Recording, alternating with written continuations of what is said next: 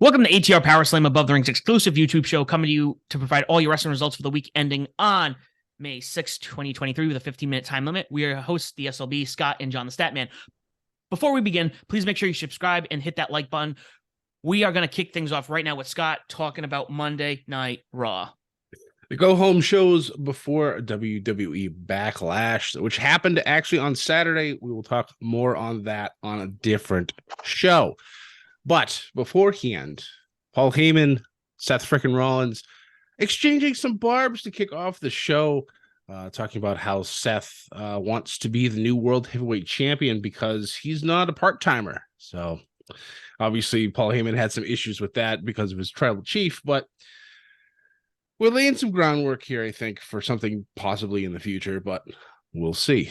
But the in-ring action kicked off with Damage Control of Bayley and Dakota Kai taking on and defeating Liv Morgan and Raquel Rodriguez as the Raw Women's Champions, but it was in a non-titled match. Braun Strowman and Ricochet getting a big victory over Alpha Academy. We had Brock Lesnar and Cody Rhodes being held back from each other via the security, but Cody did get a good shot at on Brock, sent his cowboy hat flying and actually busted up in his nose. So very interesting moving into the premium live event. We also had Matt Riddle getting a big victory over Jimmy Uso. We had Omos, the free agent, destroying Anthony Alanis. And then we had Judgment Day come out with some words, and man, Dominic Mysterio, this man is the heat magnet of heat magnets right now. He doesn't have to say a damn thing. He just holds onto a mic and the crowd just absolutely just destroys him verbally. It's hilarious. It leads into our next matchup, which is the Judgment Day defeating the Latino World Order.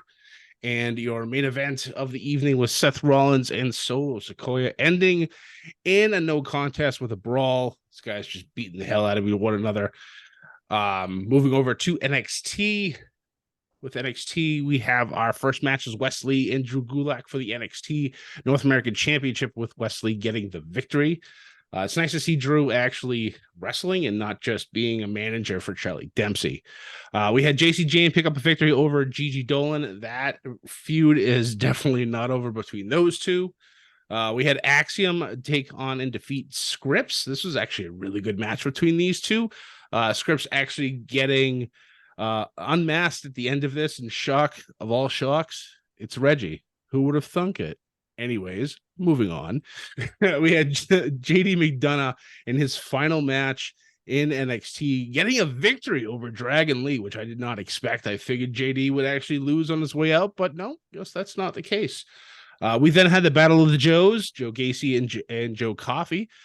Joe Gacy getting the victory thanks to the rest of the Schism. This now guarantees that the Dyad gets a shot at the NXT Tag Team titles when they face off against the rest of Gallus.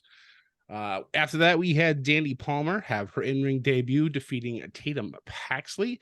And your main event of the evening was for the NXT Women's Tag Team Championships. It was Alba Fire and Isla Dawn defeating Caden Carter and Katana Chance to retain their titles and bring them over to SmackDown. Now I will tag over to Jon so we can talk about some Dynamite. Oh, Dynamite. All right. From Baltimore, Maryland, this past Wednesday night. The night started off with Orange Cassidy, Bandito, Roderick Strong, and Adam Cole defeating the JAS minus Jericho, who was on commentary. And then Adam Cole made a beeline right for the announce table to attack Jericho for the hijinks from last week or the week before, whichever one it was. We had Saraya defeat Willow Nightingale, with help from the Outcasts. We had Hikaru Shida return and fake out, joining the Outcasts, but it eventually helped out Britt Baker and Jamie Hayter instead. The Acclaimed and Billy Gunn, Daddy Ass, won the Tres de Mayo Trios Battle Royal. That's a mouthful. Last night, well, not last night, but when Dynamite happened. we had Wardlow winning another squash match over somebody whose name is not listed here. And he demanded that Luchasaurus came out. But Christian Cage said the title shot belongs to him. We had Ricky Starks defeat Juice Robinson, and with Jay White attacking Starks after the bell. And the main event, we had Jack Perry, Jungle Boy Jack Perry, and Darby Allin defeat MJF and Sammy Guevara, which will make the main event at Double or Nothing be a fatal four-way between these guys for the AEW World Championship. All right, Sam, you're up. Okay, awesome. I'm gonna get right into Ring of Honor. Ring of Honor opening match. Here's a good one. Rocky Romero defeating Lee Moriarty in a pure rules match. We had Athena take on and defeat Angelica Risk for another Women's World Championship Proving Ground match. Following that, we had Samoa Joe take on and defeat Christopher Daniels to retain his TV title. Claudio Castagnoli took on defeated Robbie Eagles. That'll be a banger to watch if you haven't watched it already. Best Friends, Action Andretti, Stu Grayson, and Darius Martin took on and defeated the Kingdom and the Varsity Athletes. Preston Vance took on and defeated Rich Adonis. Sky Blue took on and defeated Robin Renegade. Brian Cage took on and defeated Brock Anderson. Why isn't this man on TV a little more often? Right? Our Lady Will and Nightingale took on and defeated Steph DeLander. Commander took on and defeated Angelico. Always forget that he's still on the roster. And that was the main event. Hopping over to Access TV for Impact. Big loaded Impact. Laredo Kid took on and defeated Jack Price. Moose and Brian Myers took on and defeated Yuya Amura and Bhupinder Gujjar. Sami Callihan took on and defeated Khan with the design in Khan's corner. Jody Threat took on and defeated Alicia Edwards. We had PCO, Heath, and Rhino take on and defeat Impact World Champion Steve Macklin, Champagne Singh. Was that a handicap match? It almost looks like it. I might have said that wrong. Let me know. Jonathan Grisham took on and defeated Mike Bailey. That should have been a solid match. And then I believe at the end of the show, we had Trinity, formerly Naomi, come on and make her debut. And I believe she's taken on Dina Purrazzo at some point for the Knockouts title. I'm going to tag right back out to Scott to cover SmackDown post-draft. Post-draft, that's right. If you didn't already, go back on our YouTube page and watch our draft, both pick show and the results show. Ethan and I had a good discussion on both of those shows.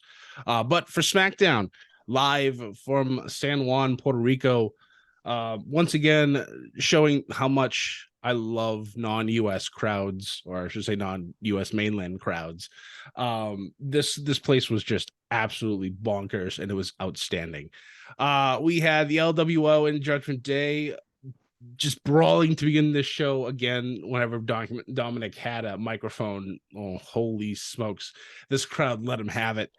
But in ring action, we had the returning OC taking on and defeating the Viking Raiders. We had Bianca Belair get 3-on-1 attacked by Damage Control before Liv Morgan and Raquel came out to help her. We had the Street Profits get a big victory over Imperium.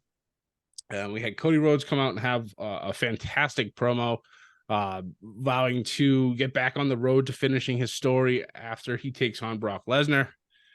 We had Shinsuke Nakamura finish up all his duties on SmackDown by defeating Karrion Kross, and actually it was a pretty damn good match between these two. And we had Rey Mysterio and Zelina Vega getting a big victory over Dominic Mysterio and Rhea Ripley. That was your main event, and of course the big thing at the very end of the show was Bad Bunny coming out, and this crowd blew up. And Bad Bunny being inducted into the Latino World Order. So that is the end of SmackDown. We'll talk about Backlash at a different time, but I'll tag back over to John so we can talk about Rampage and close this thing up. Oh, Rampage. All right. So we had starting off with El Hijo del Vikingo and the Lucha Brothers defeat Powerhouse Hobbs, QT Marshall, and Aaron Solo. We had Jade Cargill defeat Gia Scott in like about a minute there to make her, I don't even know now, almost 60-0. We had Mark Briscoe defeat Preston Vance, and then we had a few segments in between. Rampage is met with a lot of segments. You can be able to find those somewhere else. And then Anna Jay. had, sorry, I'll let you continue. We had Julia Hart and Anna Jay that used to be friends, who are definitely not, and apparently they're going to have a match on Dynamite. Is probably what you meant. Yes. And we concluded Rampage with the firm deletion, which had a lot going on. I haven't seen it. I think a couple of us have seen it. And that ended with Ethan Page taking the pinfall. Yeah, there was a whole thing with that, but that was the end of Rampage. And I believe that takes us out of Power Slam for the week. Sam? Yes, thank you guys so much for watching. Don't forget to hit that like button and subscribe. And don't forget to check out our Above the Ring podcast exclusive, on all your streaming platforms. Thank you guys for watching.